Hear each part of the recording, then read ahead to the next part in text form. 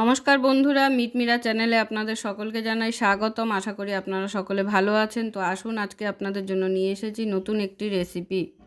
আজ আমি তৈরি করব ফুলকপির ডাঁটা চচ্চড়ি। তো ফুলকপির এই যে ডাঁটাগুলো হয়, একটু কচি কচিগুলো নিয়ে নিলে খুব ভালো হয়।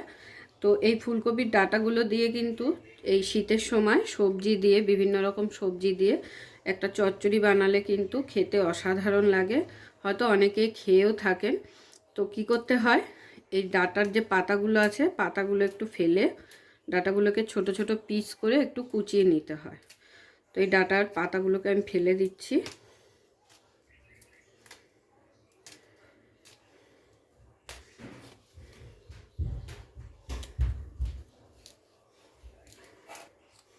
তো দেখুন, এইভাবে পাতাগুলোকে ছাড়িয়ে নিয়ে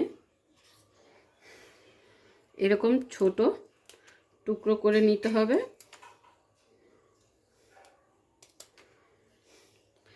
এরপরে একটু সরু করে পাতলা করে কেটে নেব। এইভাবে মাঝখান দিয়ে কেটে আর একটা পিস করে নেব। তো এইভাবে চারটে করে টুকরো করে নেব, নিয়ে আর সঙ্গে সমস্ত সবজিগুলো রেডি করে নেব। তাহলে চলুন, ফুলকপির এই ডাঁটাগুলোকে আগে ছাড়িয়ে সমস্ত ডাঁটা এইভাবে ছোট ছোট টুকরো করে কেটে নেব আগে। তো দেখুন, আমি সমস্ত কপির ডাঁটাগুলোকে এইভাবে ছোট ছোট করে কেটে নিয়েছি, পাতলা পাতলা করে।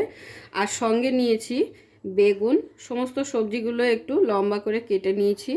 আর তার সঙ্গে আছে সিম, আলু, আর এটা হচ্ছে মূলো আর টমেটো, আর তার সঙ্গে একটু পেঁয়াজ কলিও নিয়ে নিয়েছি। আপনারা আপনাদের খুশি মতো সবজিটা নিয়ে নেবেন, কিন্তু শীতের যা সবজি দেবেন সেটাতেই কিন্তু টেস্ট হবে। আর এরই সাথে একটু বড়িও দিয়ে দেবো। তাহলে চলুন, রান্নাটা শুরু করছি। তো প্রথমেই আমাদের যেটা করতে হবে সেটা হলো, এই যে ফুলকপির ডাঁটাটা আছে এটাকে একটু সিদ্ধ করে নিতে হবে, কারণ এটা জলে পড়লে একটু শক্তই হয়ে যায়। তো আমি সিদ্ধ করার জন্য এখানে একটি সসপ্যানে জল নিয়ে নিয়েছি, বসিয়ে দিয়েছি। আর এর মধ্যে দিয়ে দিচ্ছি সামান্য পরিমাণ একটু লবণ। আর এবারে এর মধ্যে এই ডাঁটাগুলোকে দিয়ে দেবো।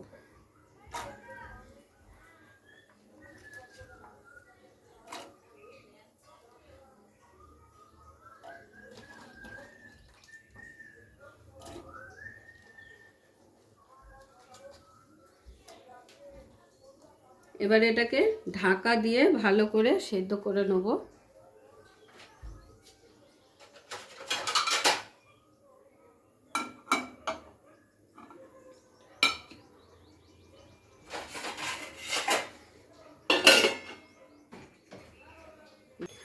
তো সসপ্যানটাকে আমি পাশের গ্যাসে বসিয়ে দিচ্ছি, কারণ এটা সিদ্ধ হতে হতে আমাদের অন্য কাজগুলো করে নিতে হবে। তো সেই কারণে আমি পাশের গ্যাসে বসিয়ে দিলাম। দিয়ে এখানে কড়াইতে আমি বড়ি, বেগুন এগুলোকে ভেজে নেব। তো কড়াই বসিয়ে দিই, কড়াই বসিয়ে এবার তেল দিয়ে গরম করে নেব।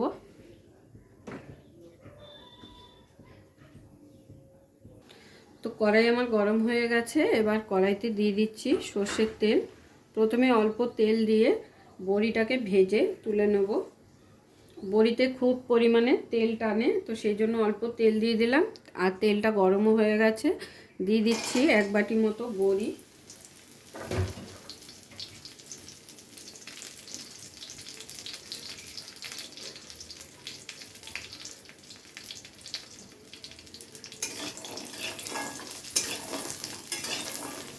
তো বড়িগুলোকে লাল লাল করে হালকা করে ভেজে নিচ্ছি। দেখুন, তেল কিন্তু সব টেনে নিল বড়িতে। আর একটু তেল দিয়ে দিচ্ছি।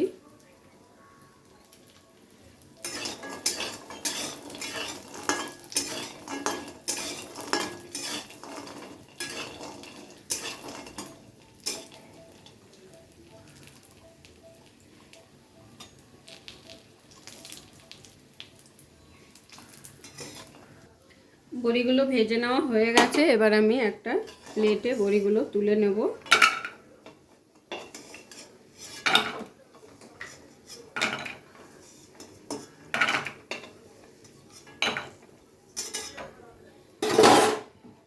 সমস্ত বড়ি আমি ভেজে নিলাম। এবারে আবারও একটু তেল অ্যাড করে বেগুনগুলোকে ভেজে নিতে হবে। বেগুনগুলো একসাথে দিলে কিন্তু বেগুনগুলো একদম ভেঙে চুরে দলা পাকিয়ে যাবে। তো সেই কারণে বেগুনটাকে আলাদা ভেজে যদি তুলে রাখেন তো সেক্ষেত্রে বেগুনটা ভালো থাকবে। তো দিয়ে দিচ্ছি বেগুনগুলো।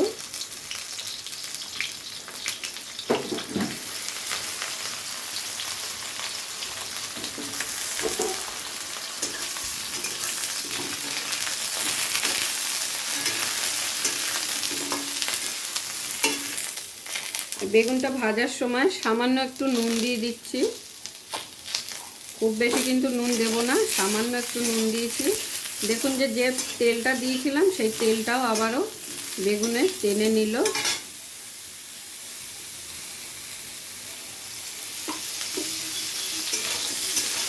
আবারও একটু তেল অ্যাড করে দিয়ে বেগুনটাকে ভালো করে ভেজে নিব।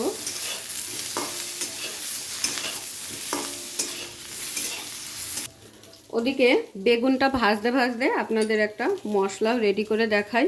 কালো সর্ষে, সাদা সর্ষে আর পোস্ত সমস্ত কিছু আমি 1 টেবিল চামচ করে নিয়ে নিয়েছি।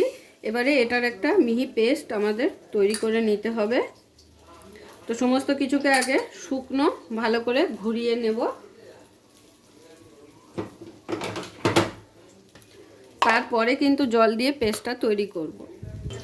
তো দেখুন আমি শুকনো প্রথমে এটাকে সুন্দর করে ঘুরিয়ে এটার একটা গুঁড়ো পেস্ট তৈরি করে নিয়েছি। এরপর এখানে একটু সামান্য পরিমাণে সর্ষের তেল, অল্প একটু নুন আর জল দিয়ে এটার একটা পেস্ট তৈরি করে নেব। দিয়ে দিচ্ছি জল।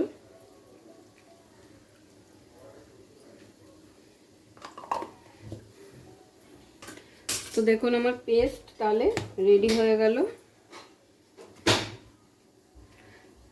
দেখুন কত সুন্দর পেস্ট তৈরি হয়েছে। সর্ষে যদি এরকম শুকনো আগে একটু ভালো করে ঘুরিয়ে নেন, তারপরে জলটা দিয়ে যদি পেস্ট করেন খুব ভালো কিন্তু পেস্ট তৈরি হয়। আর এর সাথে আপনারা চাইলে কাঁচা লঙ্কাটা অ্যাড করে দেবেন একসাথে। আমার কাঁচা লঙ্কা পেস্ট করা রয়েছে, তো সেই কারণে আমি কাঁচা লঙ্কাটা আর দিয়ে দেখালাম না। তাহলে চলুন এবার বেগুনটা দেখে নেওয়া যাক। তো বেগুনটাও এতক্ষণে ভাজা হয়ে গেছে। এবারে বেগুনটাকে আমি তুলে নেব একটা প্লেটে।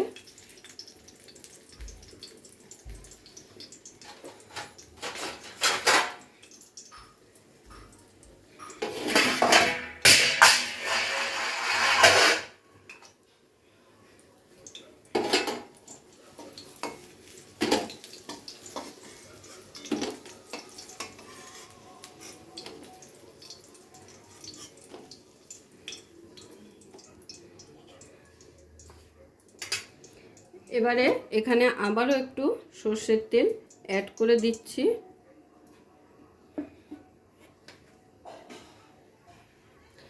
তেলটা দেওয়ার পরে তেলটা যখন গরম হয়ে যাবে ফোড়নের জন্য দিয়ে দেবো 2টো শুকনো লঙ্কা আর দিয়ে দেবো কালো জিরে। আজকের এই সবজিটা আমি কালো জিরে ফোড়ন দিয়ে করছি। কালো জিরেটা ফোড়ন দেওয়ার পরে প্রথমে আলুগুলোকে দিয়ে দেবো।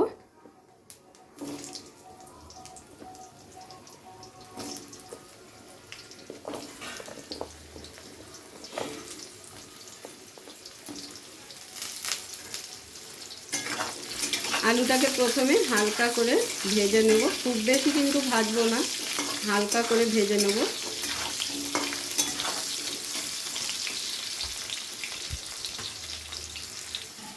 তো দেখুন আলুটাকে এরকম হালকা করে ভেজে নিয়েছি।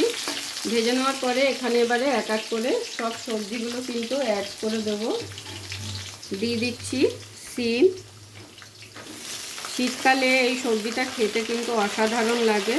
আর নিরামিষ দিনে এরকম একটা সবজি থাকলে কিন্তু আর কোনো কিছুর দরকার হয় না, গরম গরম ভাতের সাথে কিন্তু খুব ভালো লাগে।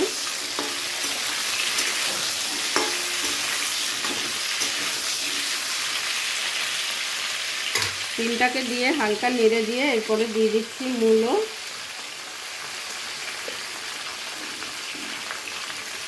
আর পেঁয়াজ কলিটাও দিয়ে দেবো।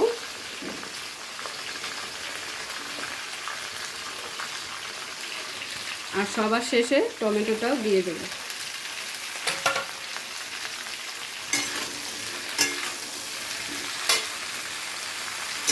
এবারে সব সবজিগুলোকে খুব ভালো করে নেড়ে চেড়ে একটু ঢাকা দিয়ে দিয়ে কিন্তু এই রান্নাটা করে নিতে হবে।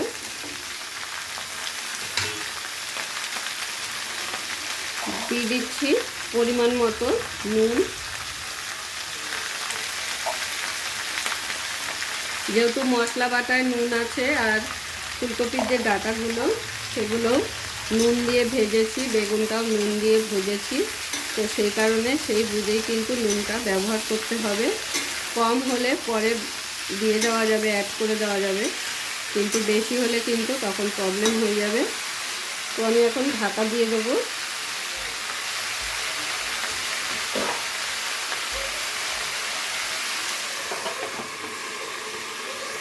আর এদিকে ঢাকনা খুলে একবার চেক করে নেব যে ফুলকপির ডাঁটাগুলো কতটা সেদ্ধ হয়েছে।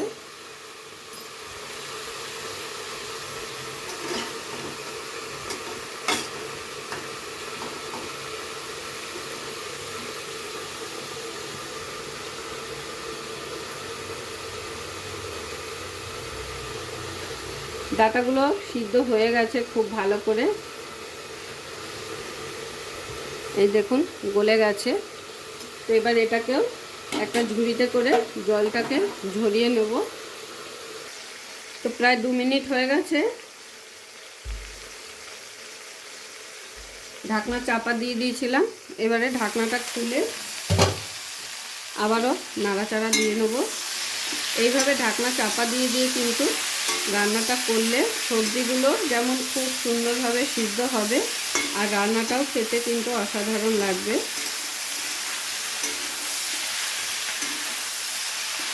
এবারে দিয়ে দেবো সেই সিদ্ধ করে রাখা ফুলকপির ডাঁটাগুলো।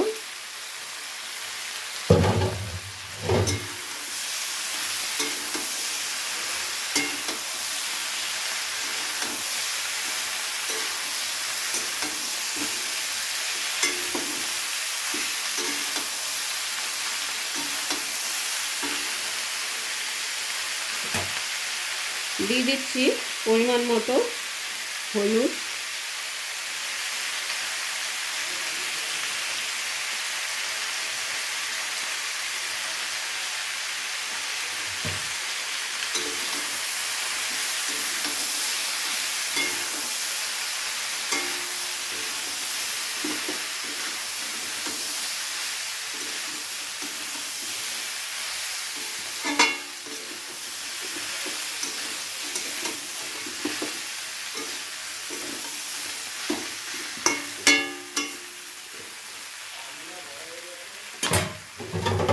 আবারও দিয়ে দিচ্ছি ঢাকা। সবজিগুলোকে প্রথমে কিন্তু হালকা ভেজে নিতে হবে, তারপরে মশলাটা অ্যাড করব। তো আবারও 5 মিনিট পর আমি ঢাকনাটা খুলে রেখে নিচ্ছি। তো সবজিগুলো কিন্তু 80% যখন এরকম ভাজতে ভাজতে সিদ্ধ হয়ে যাবে তখন কিন্তু মশলাটা অ্যাড করতে হবে। তো আমি একটা আলু চেক করে নিচ্ছি, এই যে দেখুন আলুগুলো সিদ্ধ হয়ে এসছে, প্রায়, খুব ভালোভাবে হয়নি কিন্তু প্রায় হয়ে এসছে। এবারে আমি এখানে অ্যাড করে দেবো ভেজে রাখা বেগুনটা। বেগুনটা কিন্তু লাস্টেই দিতে হবে। আর সঙ্গে দিয়ে দিচ্ছি বড়িটা। বড়িটাকে আমি একটু গুঁড়ো করে নিয়েছি।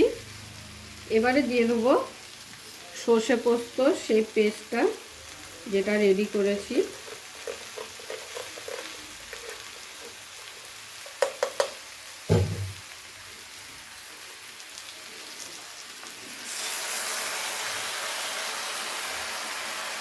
মিক্সির বাটিটা ধুয়ে অল্প জল অ্যাড করে দেবো।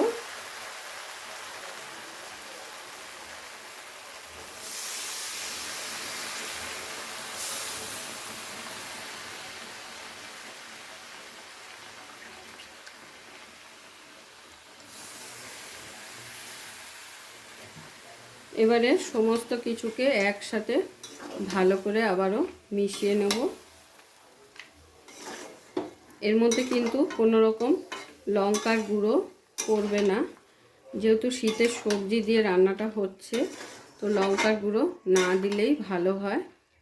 সবজিটা একটু সবুজ সবুজ দেখতে লাগবে, তবেই কিন্তু ভালো লাগে, দেখতেও ভালো লাগে, খেতেও ভালো লাগে। এখন আমি এখানে অ্যাড করে দেবো ঝালের জন্য কাঁচা লঙ্কা বাটা। আগেই বলেছি আমার কাঁচা লঙ্কা বেটে রাখা আছে।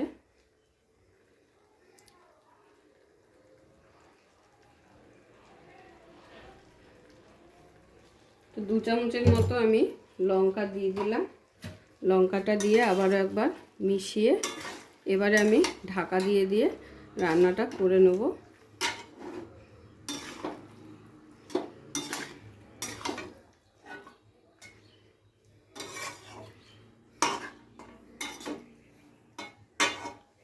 এই রান্নাটা কিন্তু সর্ষে পোস্ত বাটা ছাড়াও কিন্তু করা যায়, পাঁচমিশালি সবজির মতো, সেটাও কিন্তু খেতে অসাধারণ হয়।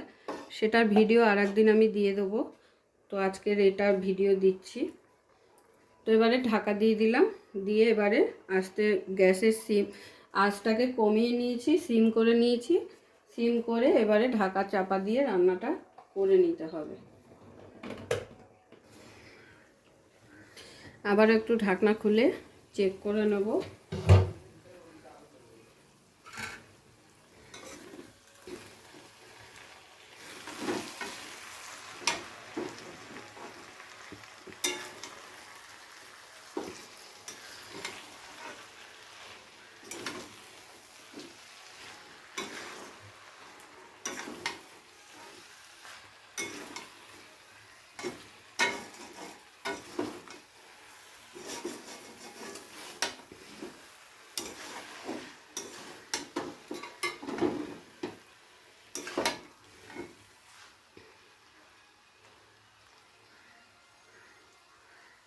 সমস্ত সবজি কিন্তু খুব ভালোভাবে গলে গেছে। এবারে এর মধ্যে অ্যাড করে দেবো কিছুটা ধনেপাতা, শীতকালীন ধনেপাতা, যাতে পরে সেই সবজিটাই কিন্তু খেতে অসাধারণ হয়ে যায়, কারণ এই ধনেপাতায় সুন্দর আলাদা একটা ফ্লেভার হয়।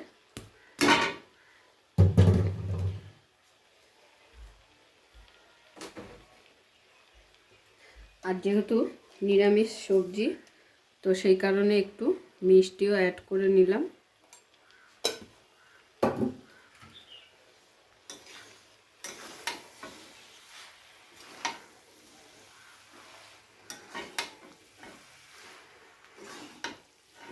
ধনেপাতাটা দিয়ে আর মিষ্টিটা দিয়ে আবারও একবার খুব ভালো করে সব কিছুর সাথে মিশিয়ে নেব।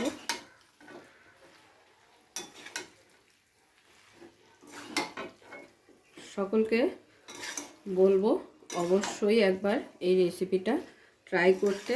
এই রেসিপিটা কিন্তু অসাধারণ হয় খেতে, আর নিরামিষের দিনে কিন্তু অবশ্যই গরম ভাতের সঙ্গে খুব ভালো লাগবে।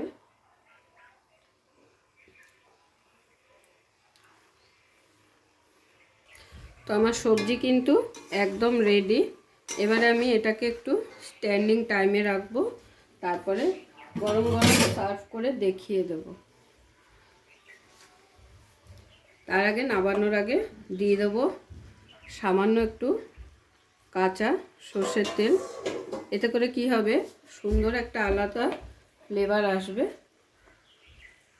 পুরো ভিডিওটা দেখার জন্য সকলকে অসংখ্য ধন্যবাদ। এরকম আরও নিত্য নতুন ভিডিও দেখার জন্য চ্যানেলটি অবশ্যই সাবস্ক্রাইব করে নেবেন, আর পাশে থাকা বেল আইকনটি প্রেস করে নেবেন নতুন রেসিপির আপডেট পাওয়ার জন্য। তো সবাই ভালো থাকবেন, সুস্থ থাকবেন। আবারও দেখা হচ্ছে আপনাদের সাথে নতুন একটি রেসিপি নিয়ে।